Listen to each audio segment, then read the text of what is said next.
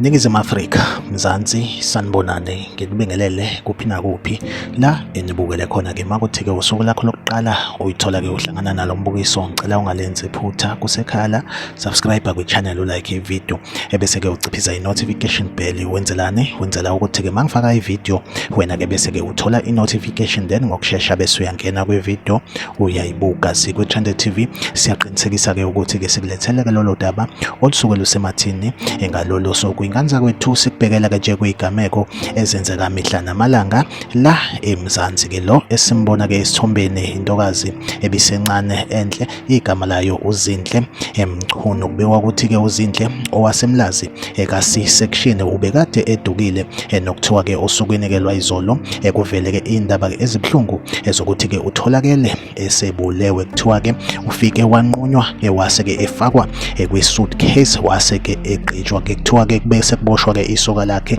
elineminyaka ewu-23 elingokudabuka eLadysmith, nekuyilona-ke elihambe layokhomba la elimgqibe khona-ke. Nali isoka ngilivezile-ke esithombeni lesigameko senzeke laphaya eMlazi kwa-C-section-ke. Like ivideo, subscribe kwi-channel, uphinde ucommente kwi-comment section ungitshela ukuthi kuthini ukuphawula kwakho ngalolu daba. Kwi-Trended TV ngizohleze ngikhona nginilethela-ke indaba eyisemathini usuku nosuku. Asihlangabezane kwivideo elandelayo.